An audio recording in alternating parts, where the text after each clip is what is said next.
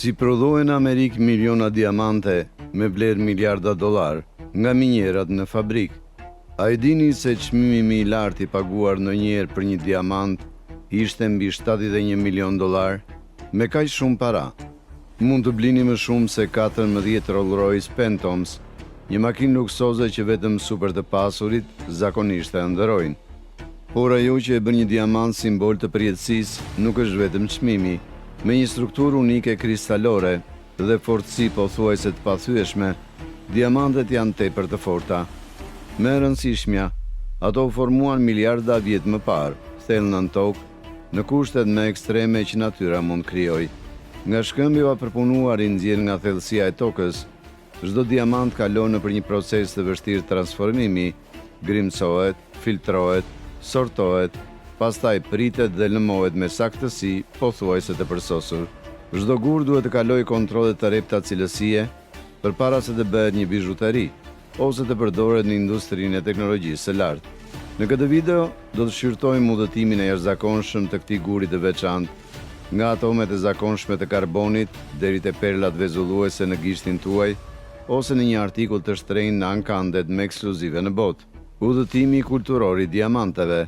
Udhëtimi i diamanti nuk është i jashtëzakonshëm vetëm për shkak të mënyrës se si formohet thellë në sipërfaqen e tokës, por edhe për shkak të mënyrës se si njerëzit i kanë dhënë kuptime shumë më të mëdha se vlera materiale.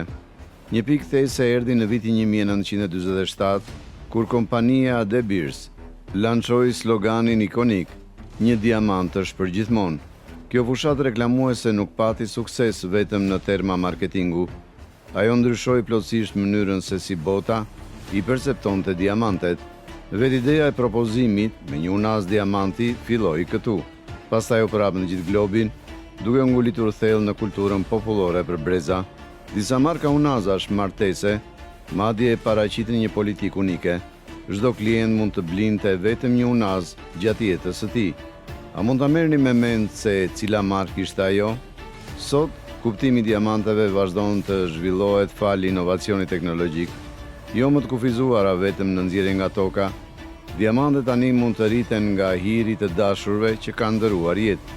Ndryshe nga imazhi i njohur vezullues që shohim shpesh, diamantet burojnë nga një mjedis aq ekstrem, sa është pothuajse e vështirë të besohet. Temperaturat mund të arrijnë deri në 1000-1100 gradë Celsius dhe presionet e kalojnë 50.000 atmosfera. Në këto kushte ekstreme, atomet e karbonit, një nga elementet më të zakonshëm dhe bazë në tokë, kompresohen aq intensivisht sa struktura e tyre molekulare riorganizohet plotësisht, duke formuar rrjetën kristalore të fortë dhe të qëndrueshme që ne e njohim si diamant. Megjithatë, ky kombinim unik i kushteve është jashtëzakonisht i rrallë. Nëse mungon edhe një faktor, vetëm një rënje e lehtë e presionit ose temperaturës, karboni nuk bëhet diamant, por në vend të kësaj shndrohet në grafit, material i butë që gjendet në bërthamat e lapsave. Për shkak të këtij procesi të rrallë formimi, diamantet ekzistojnë vetëm në rajonet më të thella, më të qëndrueshme dhe më të lashta të mantelit të tokës. Pasi kalojnë miliona vjet të varrosura nën tokë, një numër i vogël i këtyre diamanteve shtyhen më afër sipërfaqes përmes shpërthimeve të lashta vulkanike. Ato dhëtojnë lart përmes kanaleve vertikale të magmës dhe përfundimisht të bllokohen në një lloj të veçantë shkëmbi të quajtur kimberlit. Procesi i minjerave. Udhëtimi i nxjerrjes së diamanteve nga thellësitë e tokës në sipërfaqe fillon me eksplorim. Për të gjetur vende të mundshme minerare, gjeologët mbështeten në një kombinim të burimeve të dhënave të avancuara. Imazhet satelitore ndihmojnë në identifikimin e modeleve të pazakonta sipërfaqësore nga lart.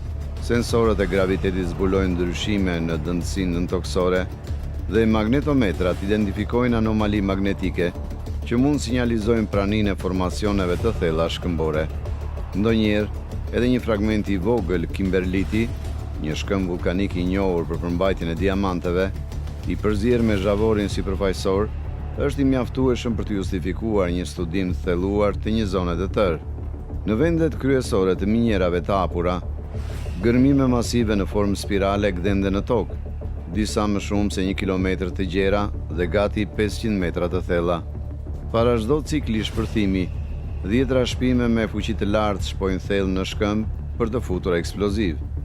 Pasi shpërthehet, shkëmbi i thyer ngarkohet në kamion shumë të rënd dhe tërhiqet në sipërfaqe për përpunim.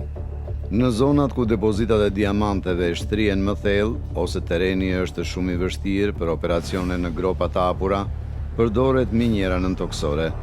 Këtu, punëtorët zbresin në tunelet të ngushta që shtrihen deri në 700-800 metra nën tokë, ku kushtet janë të nxehta, të lagështa, të ndriçuara dobët dhe kërkojnë masa të repta sigurie. E gjithë kjo përpjekje, nga analiza e të dhënave deri te gërmimet në tokë të thellë, është në ndjekje të vetëm disa gurve të vegjël.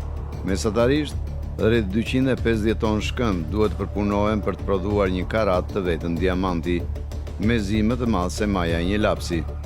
Menjëherë pasi eksplozivet shpërthejnë dhe copa masive shkëmbijnë nxirren nga nën toka, ato që besohet se përmbajnë diamante, dërgohen direkt në sistemin e thërmimit, duke shënuar hapin e parë në nxjerrjen e një prej mineraleve më të vlefshme të planetit. Pas fazës së thërmimit, i gjithë shkëmbi fragmentuar kalon në fazën e pastrimit. Ky hap është thelbësor sepse materiali i shpërthyer dhe i thërmuar shpesh përzihet me sasi të mëdha argjile, balte, pluri të imët dhe përbërjesh ngjitse që ndodhin natyrshëm. Nëse nuk i qenë plotësisht, këta ndodës mund të bllokojnë makinerit, të konsumojnë pajisjet dhe të ndërhyjnë në performancën e sistemeve moderne të ndarjes. Për ta trajtuar këtë, përdoren lavatriçe në shkallë industriale, duke përfshirë fuqi të mëdha rrotulluese, rrjeta vibruese me shumë nivele dhe avion uji me presion të lartë. E gjithë masa e materialit futet në një rrjedhë uji që vërtitet, e cila pastron pa pastërtitë e jashtme, ndërsa njëkohësisht filtron grimsat që janë shumë të vogla. Çdo fragment në 1 milimetër në madhësi filtrohet në këtë fazë, pasi gjasat që ato të përmbajnë diamante janë jashtëzakonisht të ulta, krahasuar me koston e përpunimit të tyre të mëtejshëm.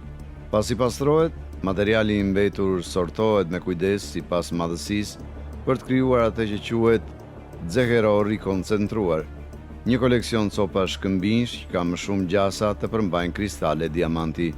Këtu hyn në lojë teknologjia e ndarjes përparuar.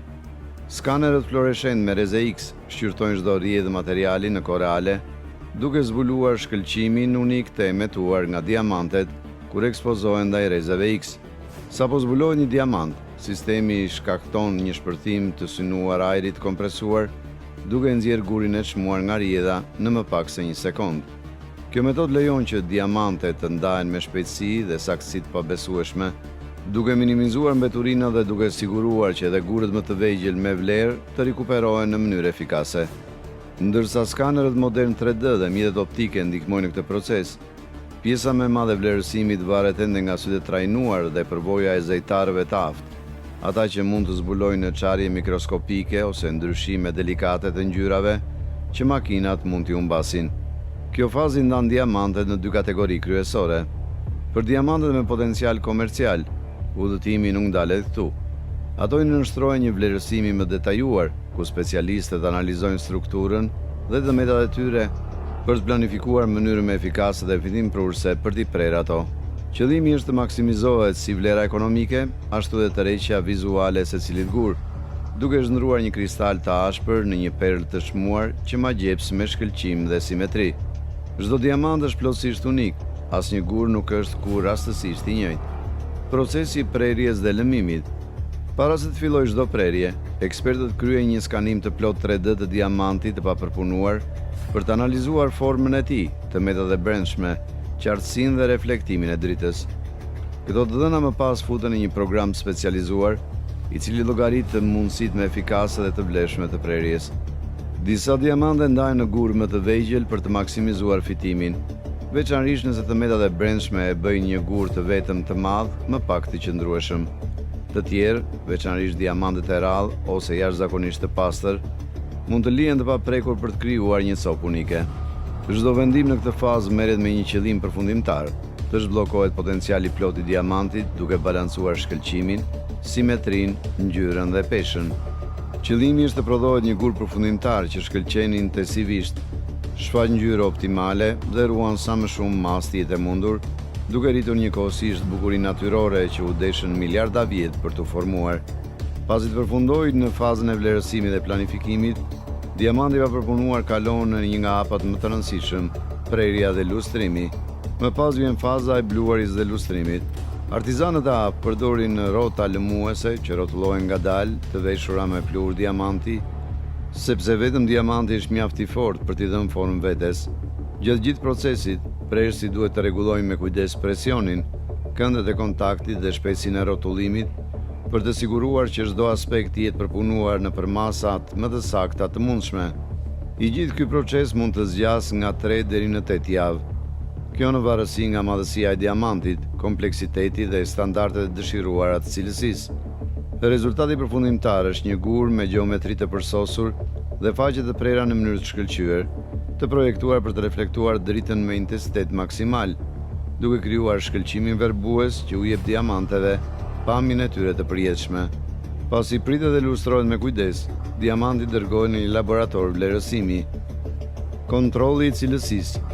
Në këtë fazë, guri vlerësohet sipas kritereve të shumta, duke përfshirë ngjyrën, qartësinë, peshën në karat dhe madje dhe papërsosmëritë më të vogla të brendshme.